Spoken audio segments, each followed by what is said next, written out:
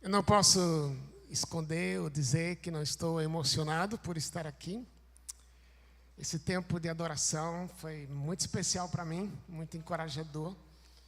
Eu estava lembrando quando cantamos o hino sobre a graça, que eu estudei fora do país por 2 vezes, mas eu nunca vou esquecer que a melhor coisa que eu ganhei no estudo, eu já conhecia Jesus há tanto tempo, tinha sido professor de seminário, mas o que mais me marcou foi quando pela primeira vez eu entendi a graça. Então, quando estávamos cantando, algumas coisas voltaram à minha mente de gratidão a Deus, o que a graça é. Segunda coisa é, parte da graça de Deus está aqui, revendo algumas pessoas muito queridas. Então, especial para mim rever vocês, alguns foram da nossa igreja, outros não. Uma amizade com o Haroldo, o pastor Haroldo e a Fúvia, mas já foram perdoados. Eu tinha dito que só perdoaria até o dia que Jesus voltasse. Mas Jesus já disse que eu posso perdoar antes. Mas a alegria de ver vocês aqui. Uma igreja que está florescendo com o que ela tem na mente, que tem no coração. A terceira coisa é a alegria de repartir a palavra de Deus. Por isso nós vivemos. E nosso desejo é que Deus fale com você, com todo mundo, como essa semana, 2 semanas, estava trabalhando no que eu iria falar. E, de repente, surgiu algo de convicção. Mas, na realidade, à luz, depois eu conto o que aconteceu essa semana, algumas coisas conosco, eu posso dizer que eu vou pregar para mim também. A palavra de Deus sempre é assim. Eu sei que vocês já viram alguns pastores quebrantados, mas nunca viram um pastor quebrado, assim como eu estou hoje, né? Mas que Deus possa falar conosco e edificar a nossa vida, aprofundar a nossa relação com Ele. Quinta-feira estava na padaria, alguém me levou para até a padaria, eu não estou podendo dirigir, alguém me levou. E fazia tempo que eu não ia naquela padaria, quando a pessoa do balcão me viu e falou assim, ô pastor, o que aconteceu? Eu falei, eu quebrei o pé. Ela falou, torceu? Eu falei, não, quebrei mesmo. Ela falou, Deus é bom. Ela parou. E aí eu vi que deu um silêncio. Aí eu falei assim, você queria que eu respondesse o quê? Ela falou assim, o senhor não é pastor? Eu falei, sou. Ela falou, eu disse, Deus é bom o tempo todo. O senhor devia dizer, Deus é bom o tempo todo. Aí dentro de mim eu pensei, ela não sabe a dor que eu passei no hospital quando eu quebrei esse pé. Mas eu creio que todos nós, começar de mim, passamos momentos na vida em que o sofrimento bate. Mas nem sempre é a questão do sofrimento. O que é mais profundo é as dores que o sofrimento causa. E no texto de hoje nós vamos olhar para alguém, o profeta Abacuque, e que ele está sofrendo, porque o povo ao qual ele estava servindo estava totalmente longe de Deus. E Deus não fazia nada. Ele reclama de Deus, porque Deus não age contra a injustiça no país.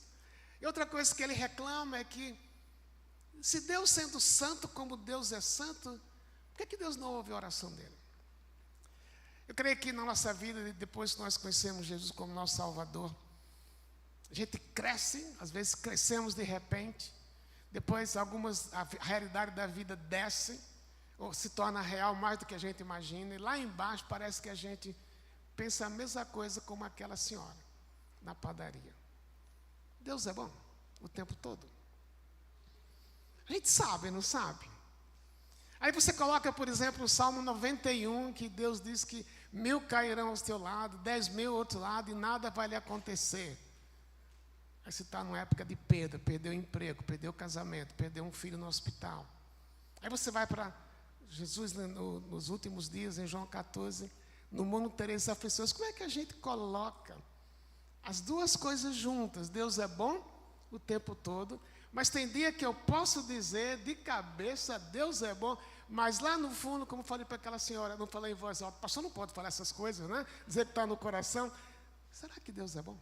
Por que ele deixou meu pé quebrado no momento que minha esposa mais precisava de mim? Ela está convalescendo de um AVC. Eu creio que o texto de hoje vai lidar com essas perguntas. O texto que eu tenho para os irmãos hoje Abacuque capítulo 3. Mas eu não vou entrar ainda, eu preciso dar o pano de fundo. Como é que Abacuque chegou no capítulo 3 para dizer o que ele falou, que eu creio que tem muito a ver com a nossa vida. Era mais ou menos os anos 586, um pouquinho 590 de Cristo.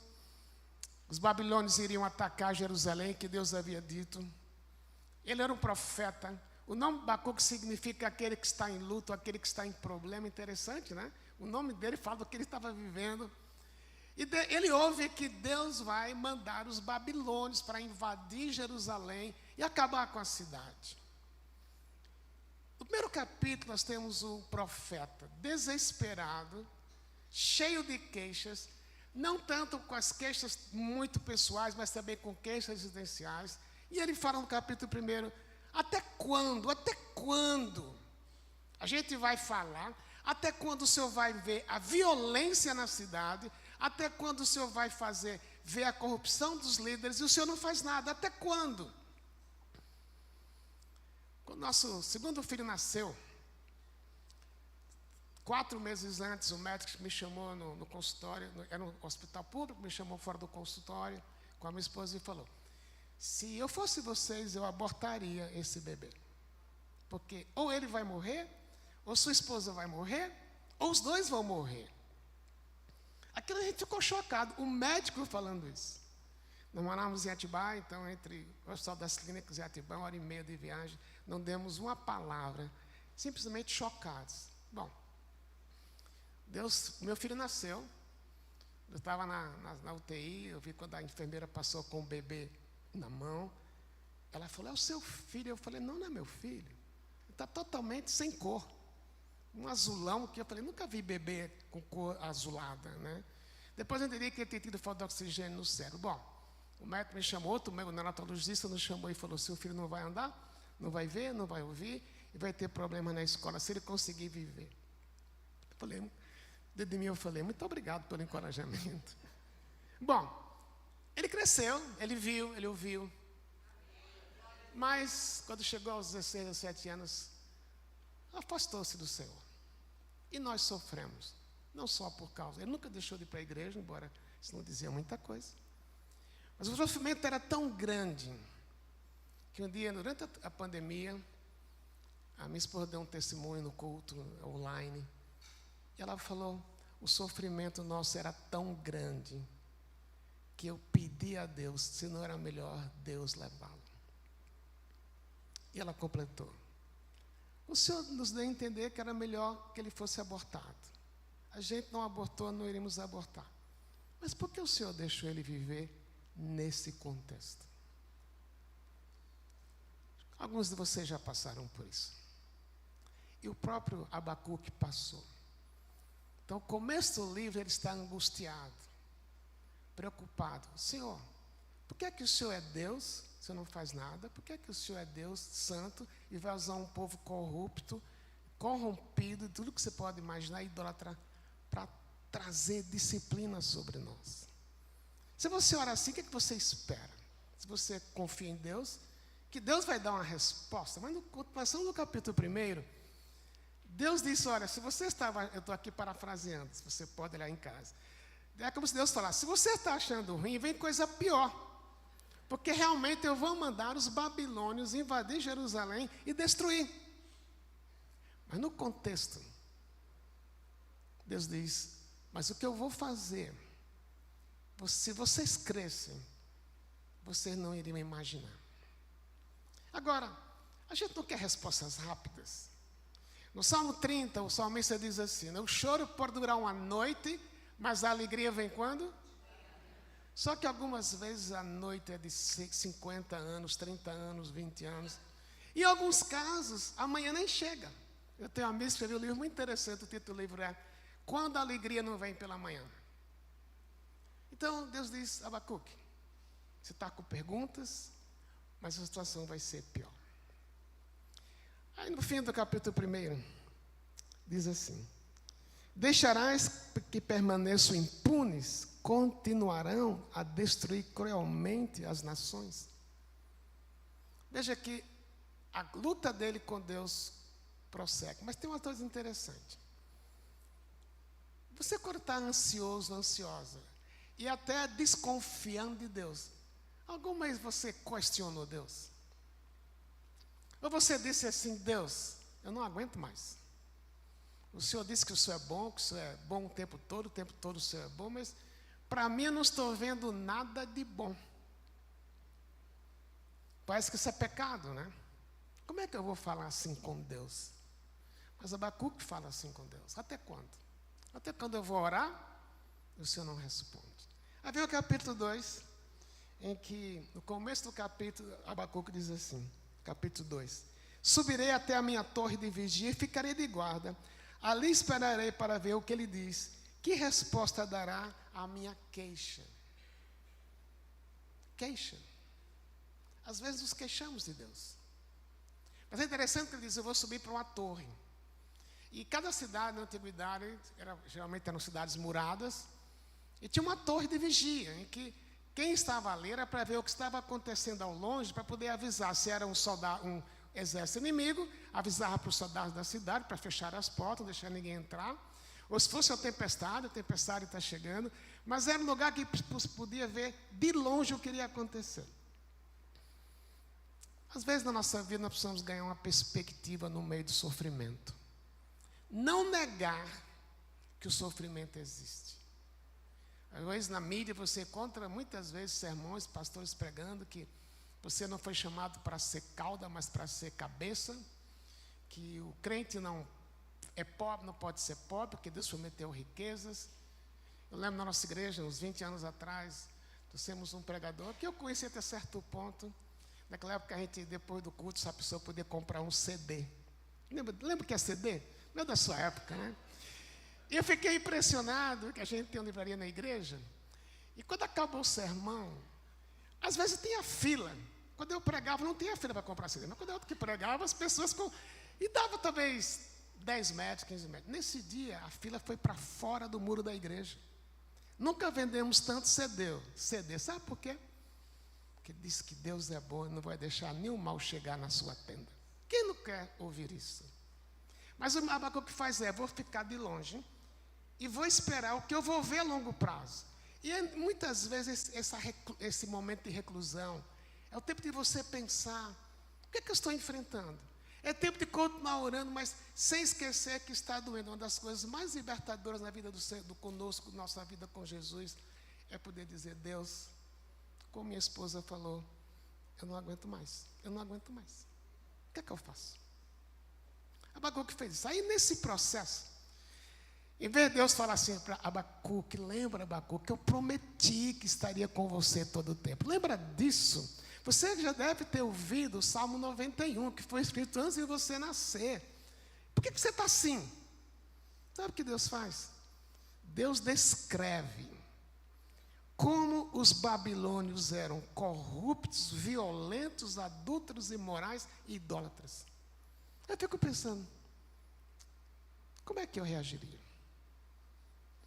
Há umas 3 semanas estávamos com uma pessoa da nossa igreja no hospital.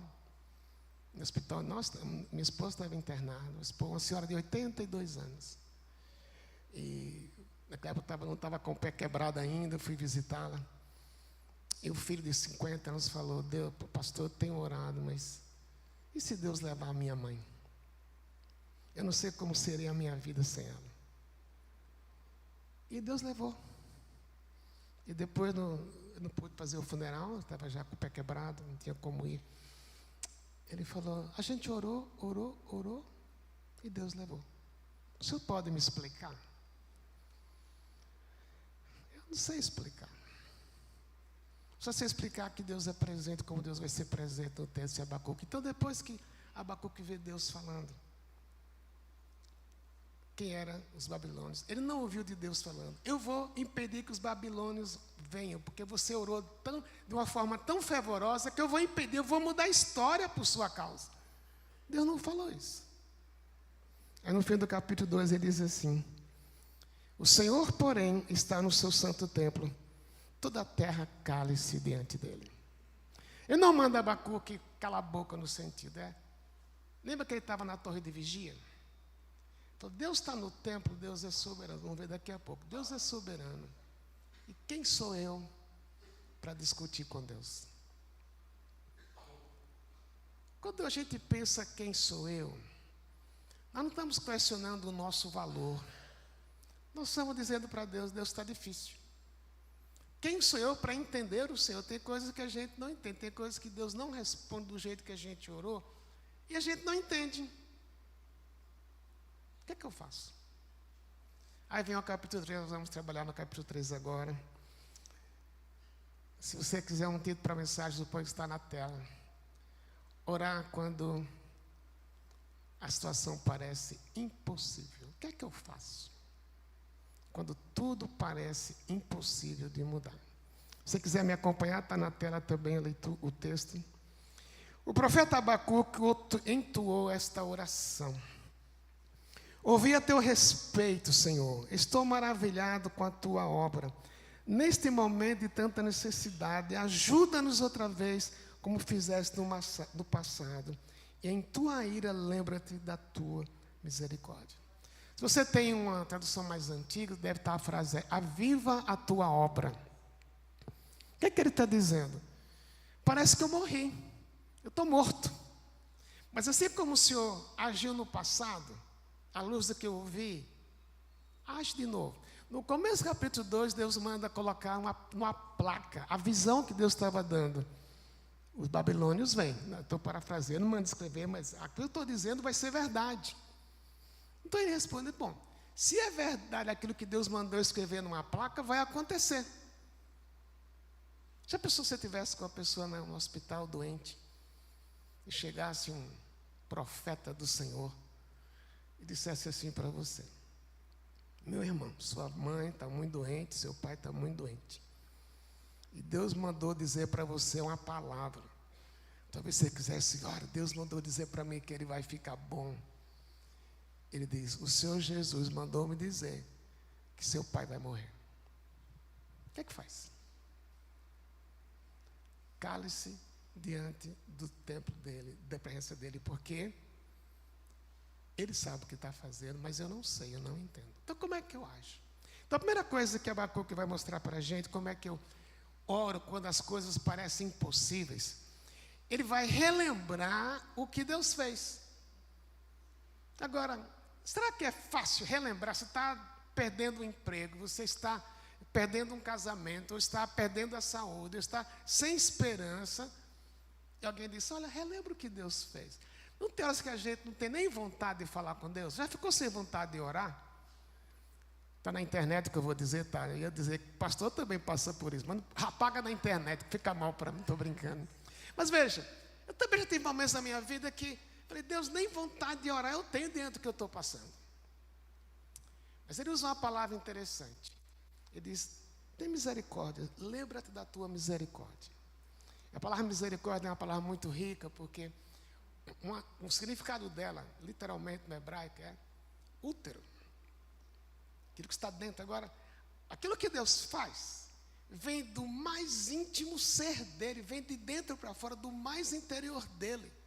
Aí ele está pensando assim: se o Senhor é Deus, eu sei que o Senhor é Deus, o Senhor é soberano, o Senhor vai fazer, mas já que o Senhor me ama do mais íntimo do seu ser, que vem lá como uma mãe, uma criança que sai de dentro dela, me ajude aqui.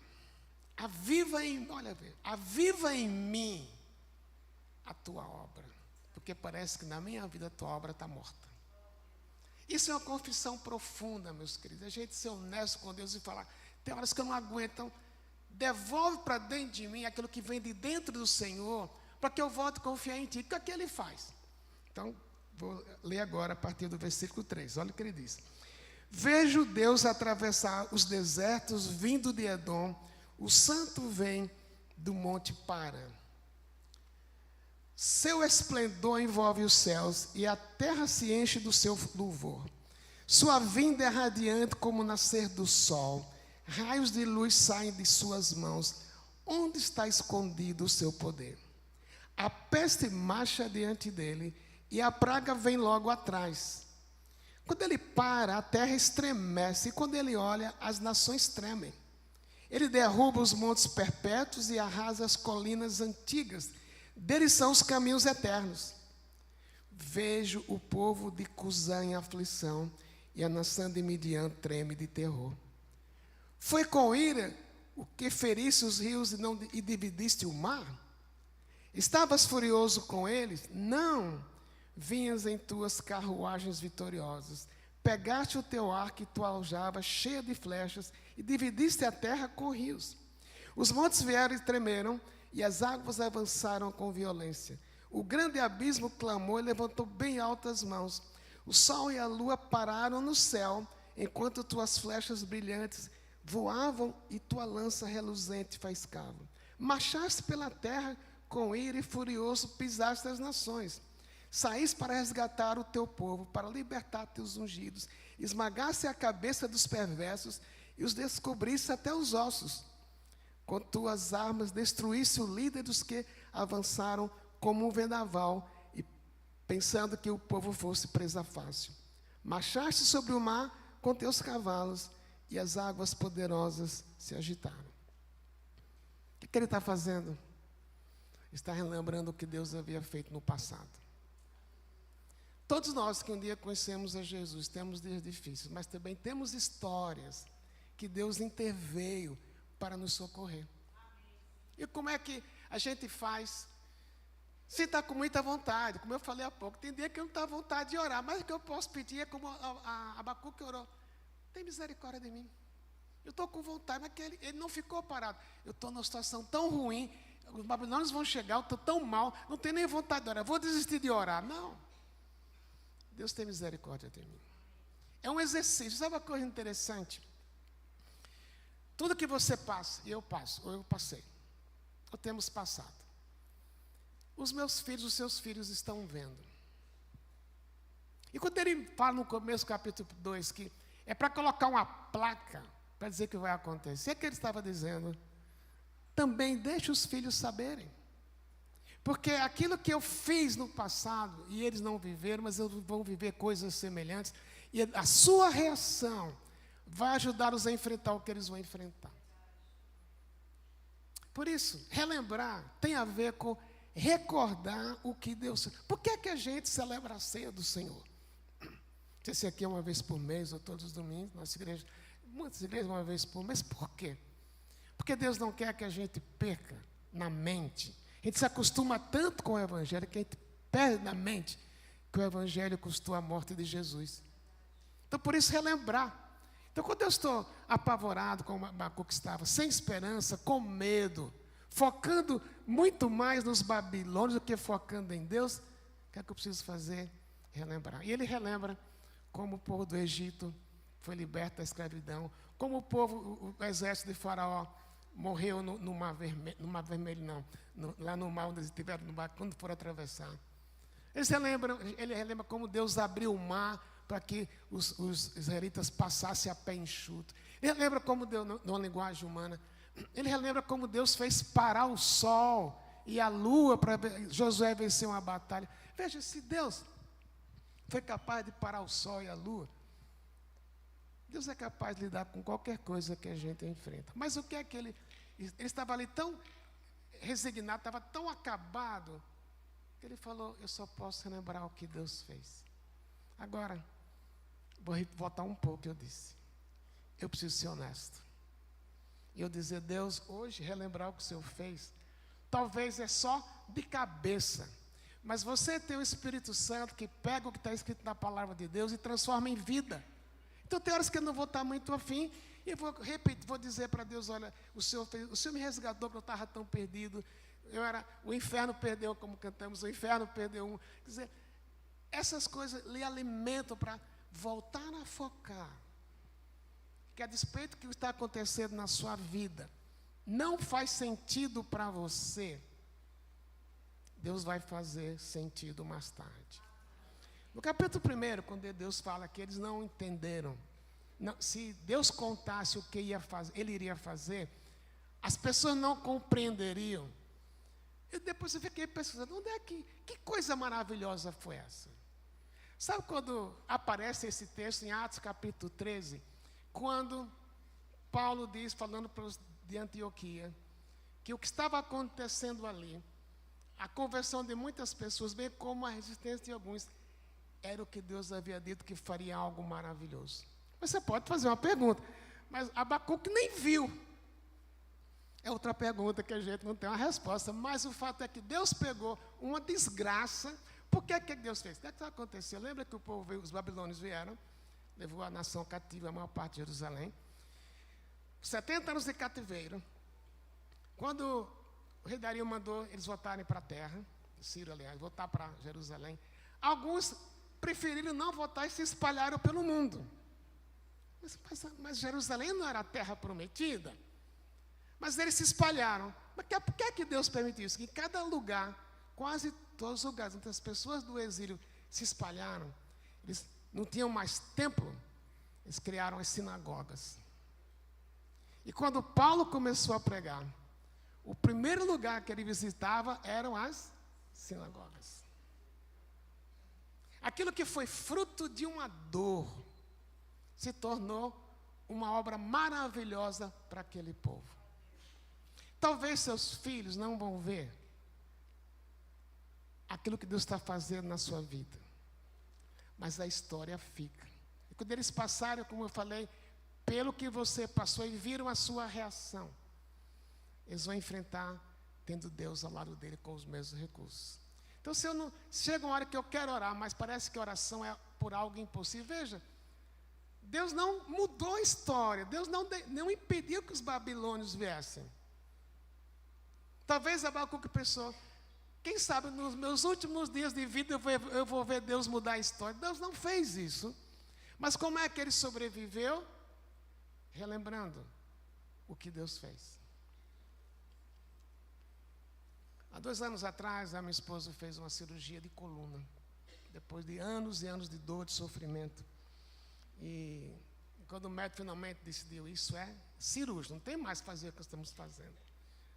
Aí o médico falou, eu não faço cirurgia, eu vou recomendar você para um certo médico. Ele recomendou, nós fomos lá. O senhor adorável, seus 65 anos, né? Gostou da gente, gostou da minha esposa. A gente ficou quase 2 horas conversando com ele. Eu não sabia quem ele era. Aí na igreja, no domingo seguinte, a pessoa falou, a Teca vai fazer uma cirurgia de coluna? Eu falei, vai. Ela falou, quem vai fazer? Doutor fulano de tal. Sério? Ele é o papa de cirurgia no Brasil, de cirurgia de coluna. Ele dá aula no exterior, dá aula na universidade americana. Quanto você está pagando? Eu nem sabia quanto eu ia pagar. Deve ser X. E agora estou perdido. Nem conversando, porque no dia da eu perguntei, doutor, vamos na parte prática, como é que vai ser o pagamento? Ele falou, calma. Fazer a cirurgia é mais fácil do que ver o seu seguro pagando sua cirurgia. Aí eu não sabia se eu tremia, se eu saía a cabeça baixa. Bom, aí isso foi domingo. Na terça-feira a secretária me liga. Lisane, nós já fechamos o hospital, está tudo certo, tal data, agora eu preciso da sua autorização. E eu preciso passar os valores. Aí eu falei, tem que ser agora? Porque tem que fechar o hospital, tem que acertar o hospital. Eu tinha ouvido quanto ele custaria. Eu tinha ouvido, aquela pessoa me falou quanto seria. Só a parte dele, fora aqui, fora assistente, dava quase 2 vezes mais. Ela passou o preço.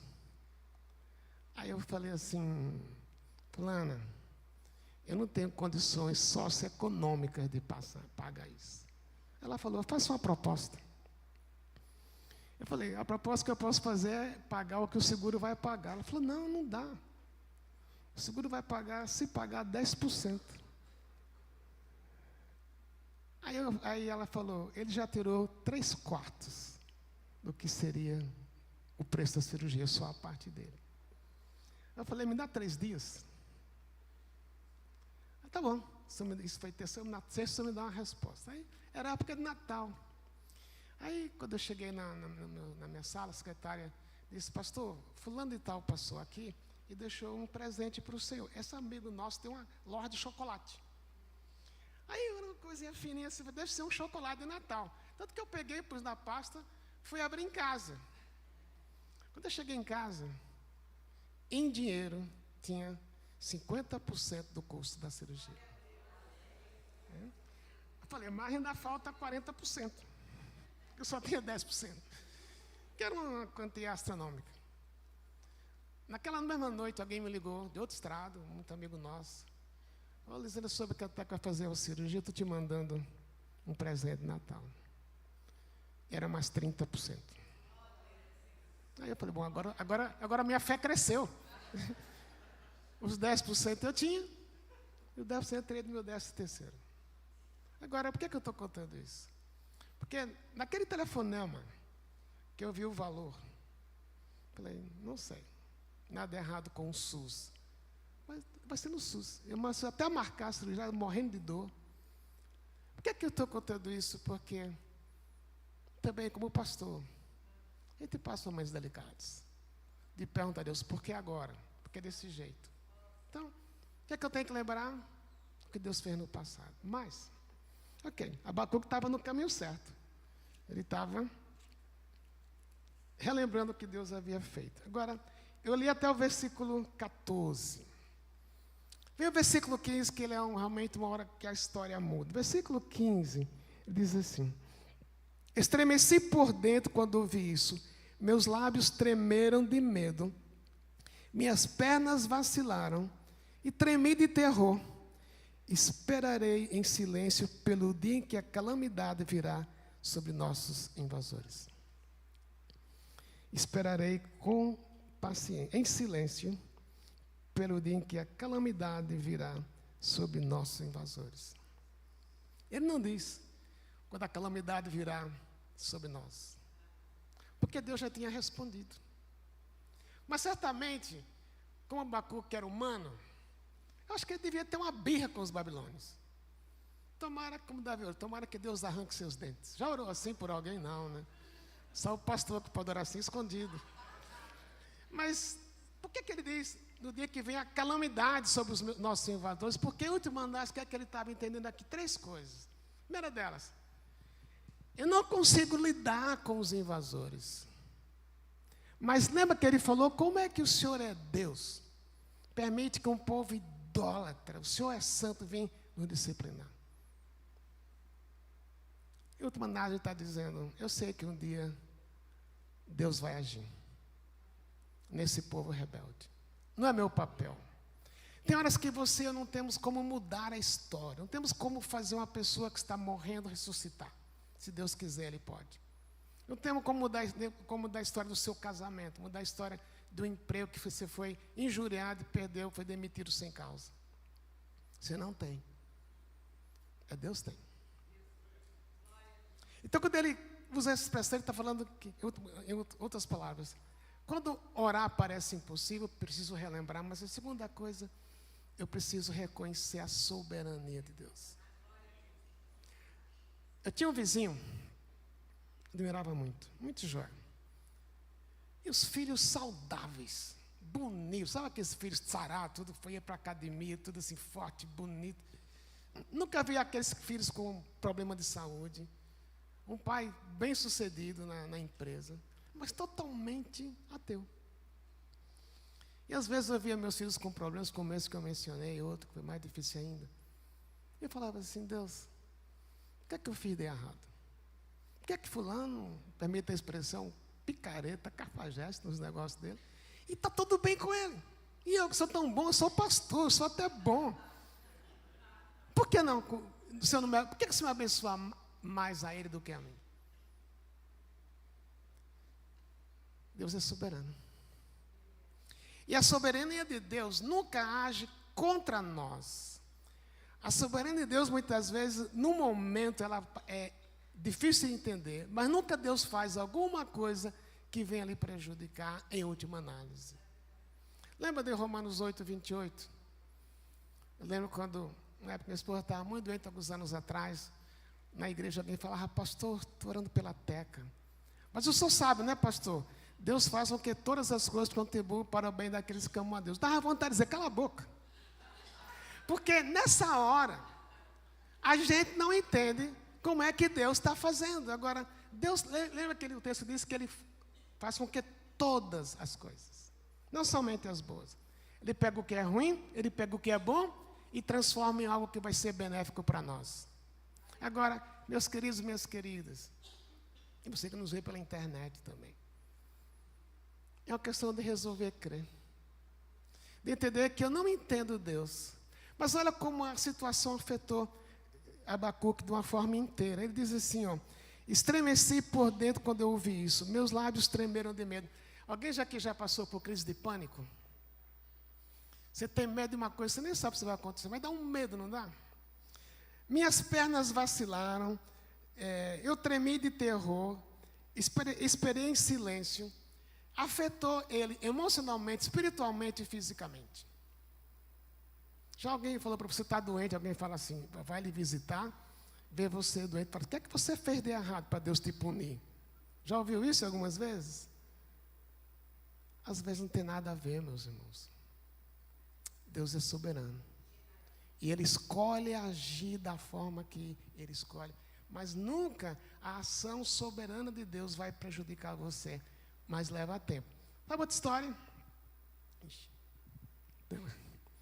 Pastor gosta do microfone.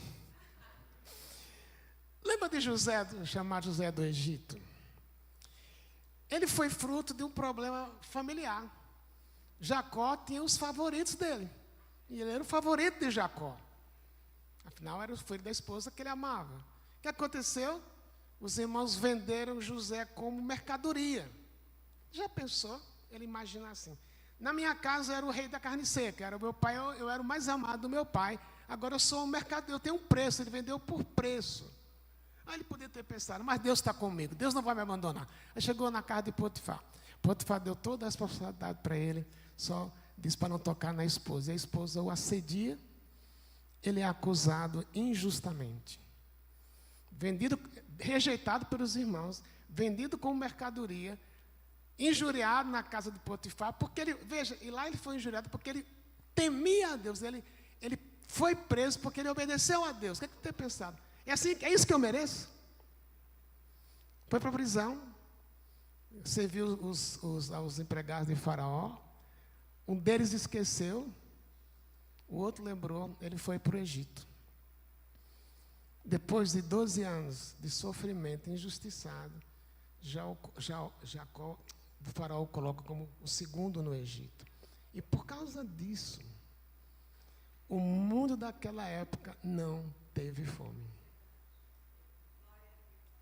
Agora, se você tivesse jogado José, ou se eu tivesse jogado José, o que é que eu perguntaria a Deus? Meus irmãos não prestam, realmente não prestavam. Mas o foco não era a ruindade dos irmãos. Porque lá no capítulo 45 ele diz assim para os irmãos: vocês intentaram o mal contra mim, mas Deus transformou o mal em bem.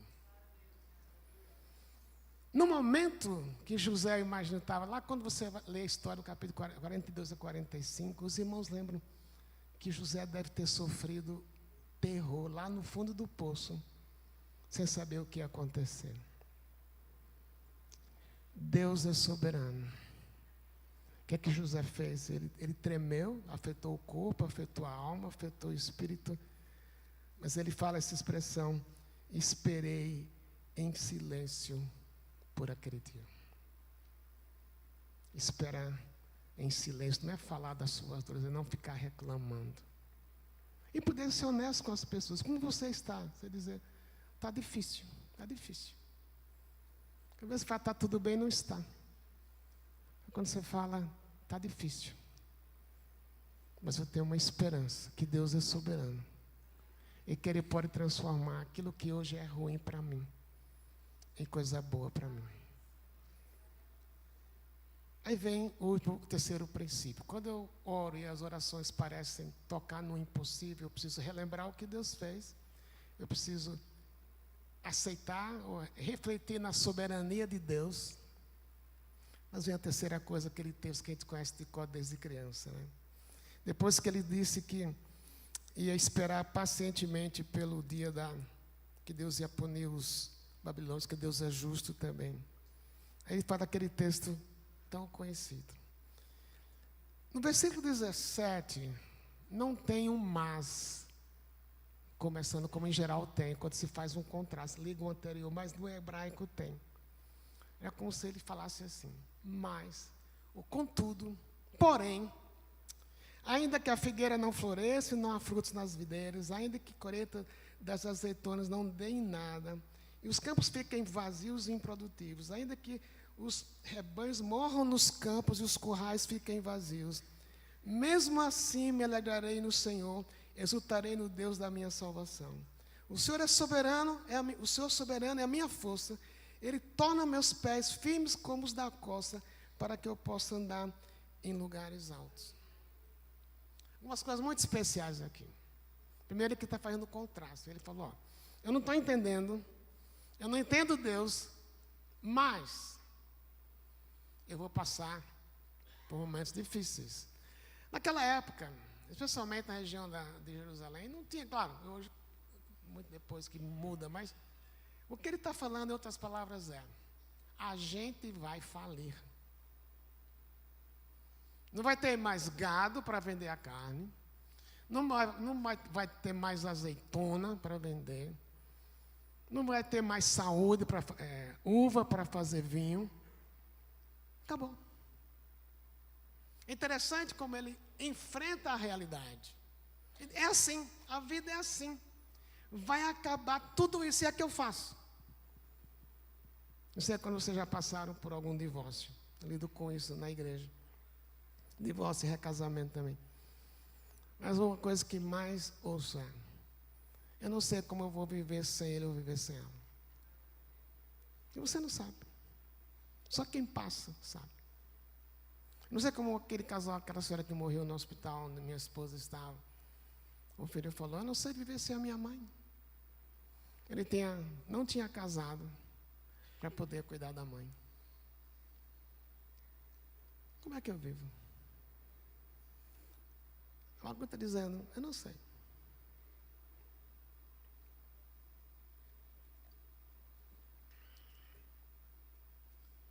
Mas que ele diz, mas vai ser difícil, contudo. Mesmo assim, me alegrarei no Senhor. Difícil, né? Porque ele resolve regozijar-se em Deus. É difícil dizer, Deus, estou contente. Mas ele toma uma decisão. Eu vou me alegrar em Deus. Isso é fé, isso é decisão.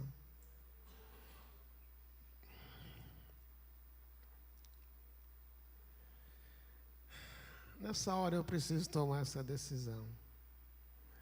Ele diz, me alegrarei no Deus da minha salvação.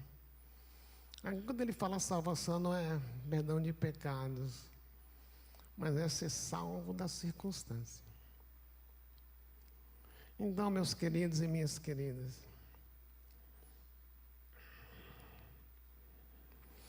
há uma resolução que eu preciso tomar no meio da minha dor. E eu queria terminar explicando a expressão que ele diz. Ele faz os meus pés como da corça. E aí eu posso andar nos lugares altos. A corça é o único animal que pode subir uma parede de quase 90 graus de inclinação. Por que ele falou isso? Porque ele conhecia o campo. Então, durante o verão, água era pouca água. Então, quando os predadores viam uma corça, a imagem, se eu posso falar assim, é de um animal indefeso, um animal sem recursos, comparando com um leão, com um tigre, um animal totalmente sem recursos. Então, o que eles faziam?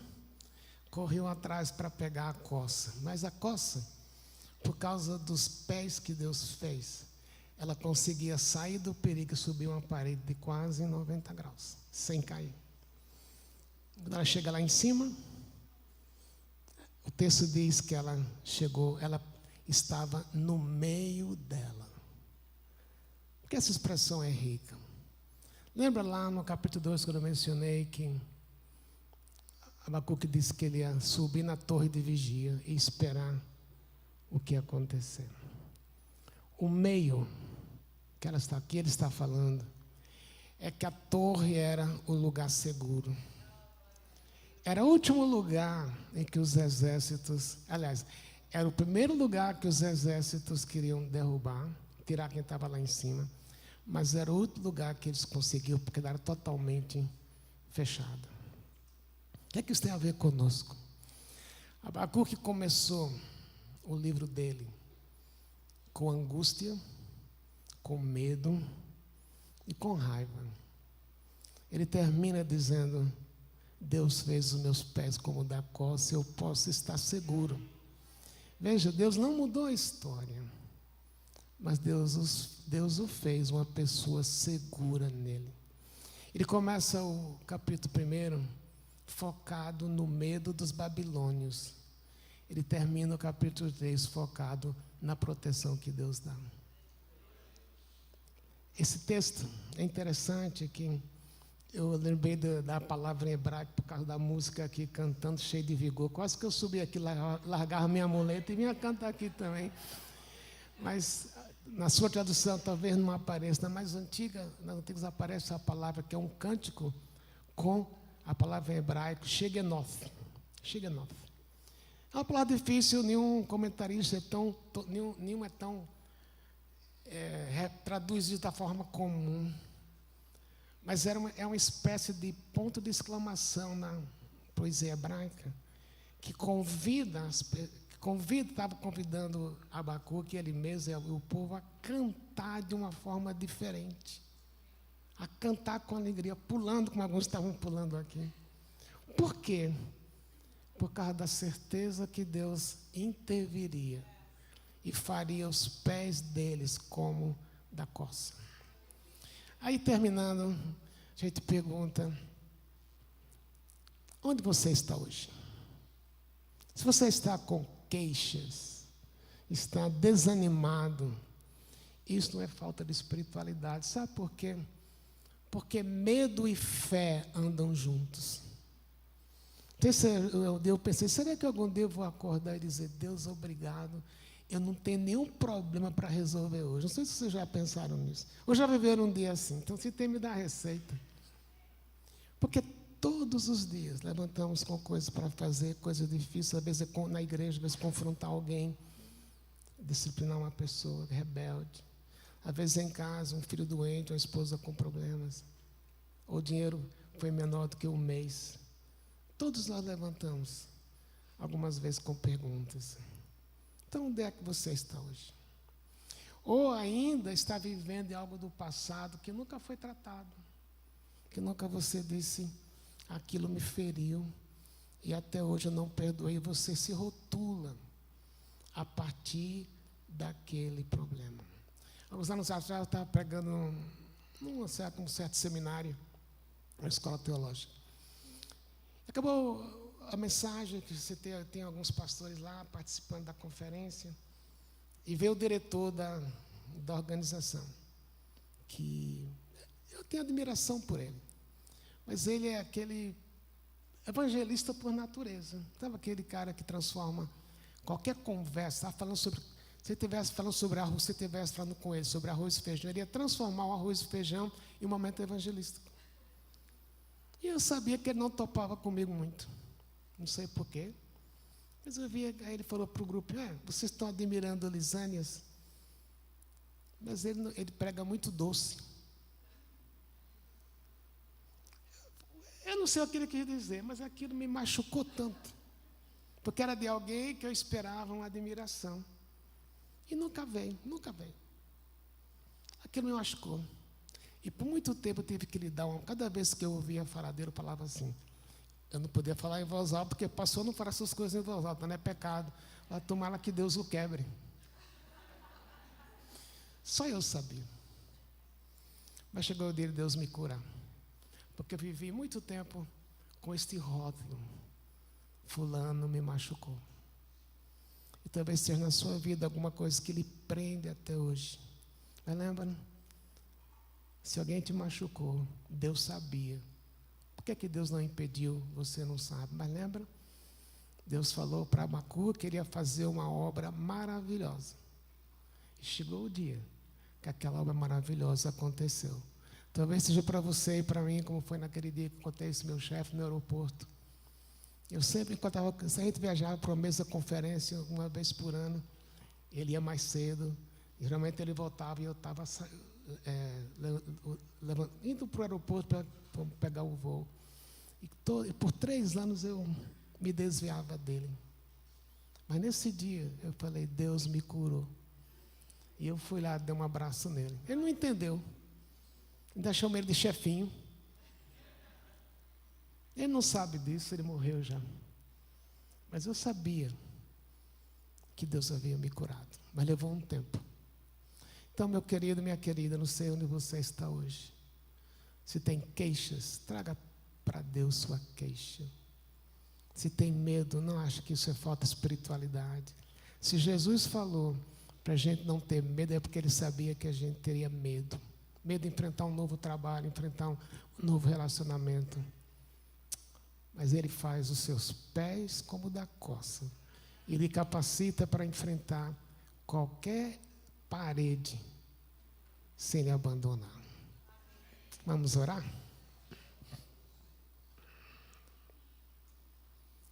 Pai querido, obrigado, porque o Senhor é soberano em nossas vidas. E o Senhor não se detém daquilo que nós trazemos perante o Senhor, através de queixas e de insubordinação. E o Senhor não muda os planos. Mas no processo de não mudar os planos, o Senhor torna os nossos pés como da corça. Obrigado pelo Teu Espírito que produz isso em nós. E nós te pedimos juntos. O Senhor conhece onde cada um está. O que cada um precisa, o que cada um está lutando. O que cada um está passando. Que possa ir para casa na certeza. O poder não está neles, não está em mim, em nós. O poder é dentro do Teu Espírito que habita em nós. Que o Senhor nos convença a cada dia que o Senhor nos faz. Como nos traz para nós os pés de uma coça. É isso que nós te pedimos. Abençoa esta igreja. Refletir Jesus para o bairro, para a cidade, para o mundo, através de seus missionários. E de coração eu te agradeço. O tempo tão especial que vivi aqui hoje de manhã. Em nome de Jesus eu oro. Amém.